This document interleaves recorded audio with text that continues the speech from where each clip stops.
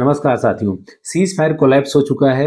Israel लगातार Lebanon के ऊपर अटैक कर रहा है और वहां पे ट्रंप का भी स्टेटमेंट आया है और ईरान का भी स्टेटमेंट आया है। साथ के साथ दुनिया भर के सेंट्रल बैंक गोल्ड की बाइंग बहुत जबरदस्त तरीके से कर रहे हैं। चाइना में सिल्वर हायर साइड ट्रेड हो रहा है। इस सब के बारे में डिटेल में बात करेंगे और मार्केट में जो गिरावट आई है उसके बारे में भी डिस्कस करेंगे साथियों। गोल्ड की अगर बात करें तो दुनिया भर की जो कंट्रीज हैं, चाहे वो फ्रांस हो या फिर स्वीडन हो या आपका चाइना हो या कजाकिस्तान हो, दुनिया भर के सभी देश गोल्ड की बाइंग कर रहे हैं, डी डॉलराइजेशन के प्रोसेस में इन्वॉल्व हैं। लोगों का अमेरिका के ऊपर से भरोसा अब उठ रहा है और लगातार गोल्ड की बाइंग जबरदस्त तरीके की जारी है। टर्की ने कहीं जहां तहां गोल्ड को सोल्ड आउट किया और गिरवी रखी है गया। उसके अलावा सभी ने मार्च में से लेकर के अगर अप्रैल की शुरुआती तक सभी दुनिया भर के देश गोल्ड की बाय कर रहे हैं, जिससे ये लगता है कि गोल्ड आने वाले टाइम में स्ट्रांग रहने वाला है। तो अभी जो गोल्ड का सिचुएशन है, इसको देखते हुए इजिली जो गोल्ड का टारगेट होगा आने वाले टाइम में वो $5200 क्रॉस कर जाएगा साथियों। अगर बात करें सिल्वर की, तो सिल्वर में भी लगातार चाइना की बाइंग जबरदस्त तरीके की चल रही है। चाइना सिल्वर को एक्युमुलेट कर रहा है। अभी की बात करूं मैं तो करंटली सिल्वर का जो प्राइस है चाइना में वो $83 के ऊपर ट्रेड हो रहा है। और कल जब इंडिया के मार्केट में $77 चल रहा था तो उस टाइम पे चाइना में $88 के ऊपर ट्रेड हो रहा था दोस्तों। तो चाइना अभी भी $10-11 हायर साइड प्रीमियम पे सिल्वर को ट्रेड कर रहा है, जिससे आप देख करके पता लगा सकते हो कि सिल्वर और गोल्ड ऐसे सिचुएशन में जहां सीज फायर कोलैप्स कर चुका है वहां पे भी स्ट्रांग बना हुआ है साथियों। अगर आप चैनल पे नए हैं तो लाइक करें, शेयर करें और सब्सक्राइब करें, क्योंकि आपके सब्सक्राइब करने से बहुत ज्यादा मोटिवेशन मिलता है दोस्तों और इसमें आपका कोई खर्चा नहीं आता है। अब बात सीज फायर कोलैप्स की अगर करें तो जिस तरह से इजराइल लगातार हिजबुल्लाह के ऊपर अटैक कर रहा है और वहां पर लेबनान के ऊपर उन्हें आज 100 से ज्यादा बम गिराए हैं, जिसमें 100 से ज्यादा लोग मारे गए हैं। अब सवाल यहाँ पे है, ईरान ने जो अपने 10 पॉइंट का लिस्ट दिया था उसमें लेबनान के ऊपर अटैक ना करना भी शामिल था, लेकिन इजराइल लगातार लेबनान के ऊपर अटैक कर रहा है। उसके बाद में ईरान ने स्टेट ऑफ हॉर्मोन्स को ब्लॉक कर दिया, वहां से शिपमेंट अब नहीं पास हो रहा है। जिसके बाद में ट्रंप का भी स्टेटमेंट आया कि अगर ईरान स्टेट ऑफ हॉर्मोन्स को ब्लॉक रखता है तो उसको बहुत बड़ी कीमत चुकानी पड़ेगी, यानी कि अमेरिका वहां से उसके ऊपर फिर से अटैक कर सकता है।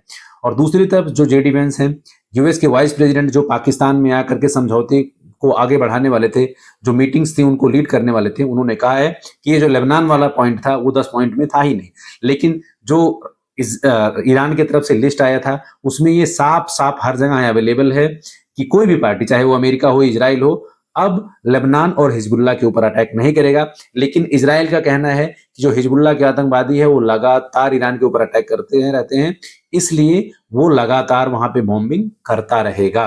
और जब ये सवाल यूएस के व्हाइट हाउस के सेक्रेटरी से पूछा गया तो उन्होंने कहा हम इजराइल के साथ हैं, यानी कि यहाँ पे इजराइल फिर से वॉर को लीड कर रहा है और अमेरिका उसके साथ है। और जो वाइस प्रेसिडेंट जेडी वेंस हैं उनका भी यहाँ पे कंफर्मेशन आ गया कि लेबनान के ऊपर यहाँ पे कोई बात अभी तक नहीं हुई है। इसका मतलब ईरान का स्टेटमेंट कुछ और है, अमेरिका कुछ और उसको कंसीडर कर रहा है और इजराइल लगातार अलग अलग जगह पे लेबनान में अटैक कर रहा है साथियों। तो इसके कारण अब ये जो सीज फायर था वो पूरी तरह से कोलैप्स कर चुका है और आने वाले टाइम में ये देखना बड़ा इंटरेस्टिंग होगा कि अब ये वॉर किस सिचुएशन में जाएगा। अगर आज बात मार्केट की करें तो मार्केट में उतार चढ़ाव जारी रहा।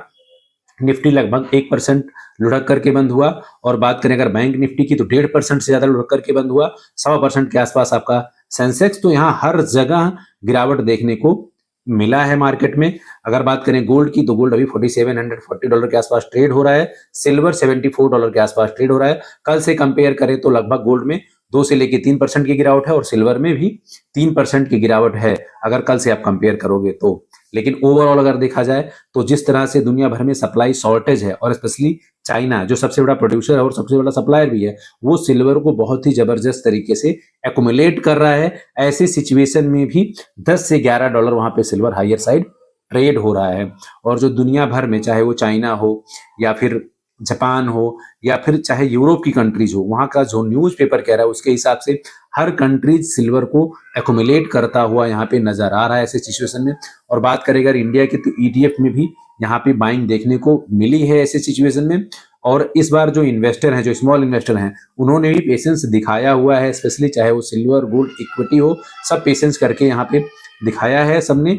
और साथ के साथ लोग भी अब एक्यूमुलेट कर रहे हैं यहाँ पे। तो साथियों, सिल्वर यहाँ पे मजबूती के साथ डटा हुआ है। अगर बात करें सपोर्ट लेवल की, तो सिल्वर का सपोर्ट लेवल अभी $71 बहुत ही बड़ा है, और जो मेजर रेजिस्टेंस है वो $78 है। और गोल्ड की बात करें तो गोल्ड का सपोर्ट लेवल अभी $4800, अगर इसको ही ब्रीच करता है तो इजिली 4900 और 5000 तक भी शॉर्ट टर्म में जा सकता है। और गोल्ड का जो सपोर्ट लेवल अभी है वो $4700 है। तो ओवरऑल अगर देखा जाए तो मार्केट कल सीज फायर होने के बाद में एक पॉजिटिव ट्रेंड में दिख रहा था, लेकिन शॉर्ट टर्म में जैसे ये दिख रहा है कि सीज फायर कोलैप्स कर गया, तो अभी अनसर्टेनिटी बनी हुई है। और आने वाले टाइम में जब तक इसका कोई क्लियर कट इंफॉर्मेशन निकल करके नहीं आ जाता सीज फायर का, तब तक मार्केट में आपको शॉर्ट टर्म में यहाँ पे उतार चढ़ाव देखने को मिल सकता है साथियों। बाकी अगर आप स्पेशली सिल्वर और गोल्ड की बात करें तो वहां पे लॉन्ग टर्म यहाँ पे लॉन्ग टर्म ट्रेंड बहुत ही स्ट्रांग है। शॉर्ट टर्म में मार्केट वॉलेटाइल रह सकता है, क्योंकि यहाँ पे अगर सीज फायर ब्रीच होगा तो फिर से वहां पे क्रूड ऑयल के प्राइजेस स्पाइक कर सकते हैं, और जब क्रूड ऑयल यहाँ पे भागेगा तो उसके बाद जो प्रेशर आएगा वो सिल्वर, गोल्ड, इक्विटी पे हर जगह आएगा मार्जिन को मीट करने के लिए। और जो स्मार्ट मनी शिफ्ट होगा फिर क्रूड ऑयल की तरफ होगा, तो वहां पर प्रेशर देखने को मिलेगा साथियों। तो न्यूज पर नजर बनाए रखें, ट्रंप क्या क्या स्टेटमेंट आता है, इजराइल किस तरह से रिएक्ट करता है, और ईरान यहाँ पर किस तरह के पॉइंट्स पर सहमत होता है, ये सारा कुछ बहुत ही इंपॉर्टेंट है। इन सबको कंसीडर करते हुए इन्वेस्टमेंट में आप अपने पोजीशन को रखें। आज के सेशन में इतना ही, मिलते हैं नेक्स्ट सेशन में। Thank you.